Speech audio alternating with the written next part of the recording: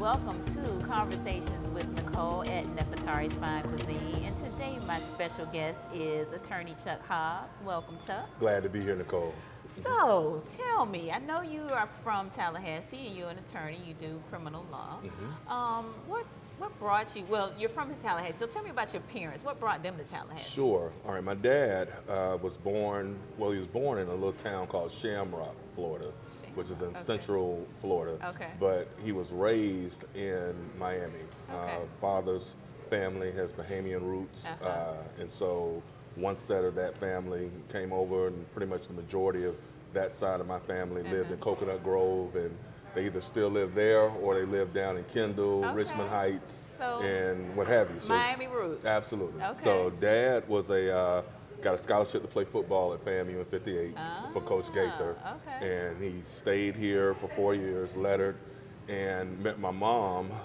Mom was a freshman when dad was a senior at FAMU and what have you. And so they met on campus and eventually married and what have you. And I have several sisters, three sisters, and we moved around because my dad was in the Army. So, and his last post in the military was he came back to FAMU to be the professor of military science. And so I remember Colonel Hobbs when I was at FAMU. Absolutely. And so we moved here in 1980, and so I grew up on the south side of Tallahassee. We lived in the J. Gaither Park and in the Callan neighborhood and what have you.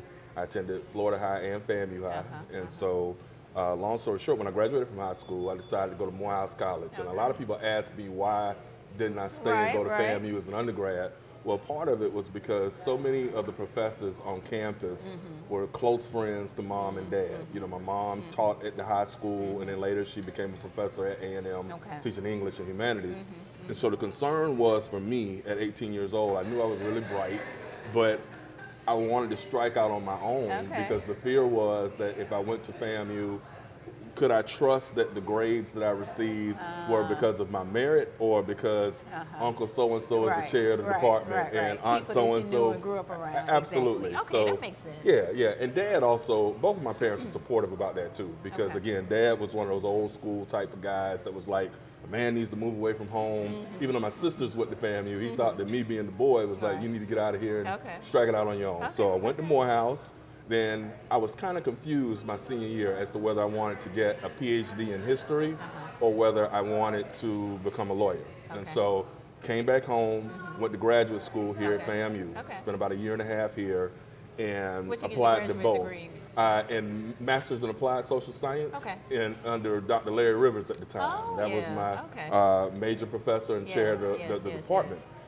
And so I got into graduate school for history for a PhD. I also got into law school, ultimately decided to go to the University of Florida for law school and spent 2.5 years down there. And now how did I get back to Tallahassee? This is interesting. Unfortunately, Dad was diagnosed with prostate cancer toward the end of my law school matriculation. I actually was considering moving up to the Washington, D.C. area and what have you, because politics has always been my interest. Didn't know whether I would actually try to run for office or whether I would try to maybe get on with a think tank or something to that effect and deal with policy issues. But when Dad got sick, I just felt compelled to come home and try to help out the best I could with him. And so I moved in with him and stayed there with him toward the end of his life and started preparing and taking the bar exam. And of course, what was good for me is that Dad died in May of 2000. I was sworn into the bar about 3 weeks before he died. And he also was able to see me get a job as a prosecutor for Mr. Willie Meggs. So, those were the last things that he saw. And I just decided to stay here. Like once he passed, when you lose a loved one, I was very close to Dad. And it was one of those things where, could I have left? Yes.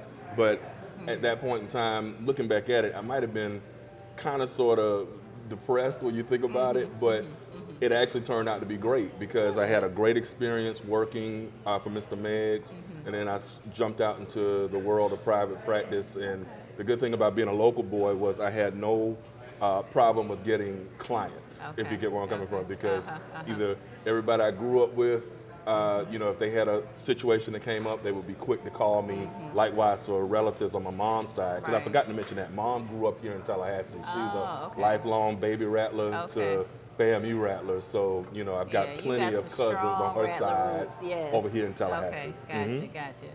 So I follow you on Facebook, and you know your social media presence is pretty huge. Oh, I appreciate that. I try. And you bring up some pretty controversial, might I say, topics sometimes. So what drives you? What motivates you in terms of the things that you talk about on social media? That's a good question, Nicole. Back in 1991, I got my first opportunity to write for the Maroon Tiger newspaper at Morehouse Okay, College. okay. All right, and the very first article I wrote was in support of, don't get mad at me, Clarence Thomas. And you remember this article? I remember like it was yesterday. Matter of fact, I Okay. have it framed in my office. And what was interesting is he had just been nominated by George Bush, and at the time I was a card-carrying and very staunch Republican. And so I was of the opinion that, hey, you know, give this guy a chance and let's see what works. Now, in hindsight, I was wrong. We should not have given him a chance. I should have been on the side with everybody else, which was like, no, boo him, axe him, don't let him get on the Supreme Court. But I wrote that article and I kept doing it. And then when I got to law school at the University of Florida, I wrote for the Independent Florida Alligator too. And so when I got out of law school, Dad, interestingly enough, in that last year of his life, he used to really enjoy my writings, but his concern was, he said, Chuck, if you're going to be a prosecutor, because he knew I just got that job, he said, you probably need to shut up. He said, you need to put that pen up because, yeah, he's like, you write well and you have strong opinions, but son, I don't want to see you screw your career up. Right. And so I stopped writing. And so from 1999 until 2005, I didn't write one article or anything. And of course, there was no social media back then or anything. But then Professor Wilson from FAMU gave me an opportunity to start writing for the Capital Outlook in 2005. Excellent. And I kept a weekly column there. Then eventually that turned into column space for the Tallahassee Democrat. And then eventually I got on Facebook and started writing for The Hill, The Griot, Langley Harper, New York Times, and everywhere else. So it's kind of been a, you know, it wasn't an intended route, but it's been a very fun and good route for me. And I enjoy that as much, if not more, than I do actually practicing law. Excellent. Okay. Well, tell me about some of your inspirations and aspirations. All right. From an inspiration standpoint, I am inspired by Black history and the struggle that our ancestors have gone through throughout the diaspora. You and I were both talking about the fact that before the show came on that we both have Bahamian roots. I also have North American, African American roots and what have you. And the struggle is the same, whether you're from the Caribbean or whether you're from an island nation in the Atlantic or whether you're here in the mainland.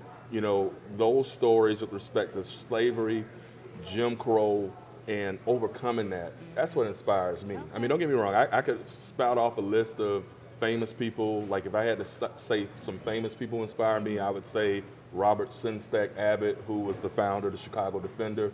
He's a big inspiration for me. Johnny Cochran was an inspiration for me, you know, from a trial lawyer standpoint. But my main inspirations are my parents and my grandparents. And just knowing what all they went through to overcome many of the odds that they all had to overcome with respect to Jim Crow and within their lives. And that's what keeps me going on a day-to-day. Tell me about the best advice you ever either given or received. The best advice I was given, again, comes from my deceased father. And it's a very simple comment that he used to make, but Dad was a very tough guy. Like you just said, you remember he was, you know, Colonel Hobbs, military guy, and what have you. I have a lot of that in me too, that same temperament, and if not temper from time to time, but I'm a lot more sensitive than Dad was. And that's something that he used to work on me about, because he was like, son, you have to develop alligator skin. He was like, you can't let, what people say get you to the point where you want to go swing and hit somebody off of words, you know? And so that's something that I've developed through the years. His second admonition to me was, he said, you're too impetuous. That's something, and that was a big word that I didn't understand at like 13 or 14. Out the dictionary, right? Yeah, I did. And once I read it, I understood I was too hasty in making decisions. So now as I age, I'm far more deliberative in anything that I undertake and what I do.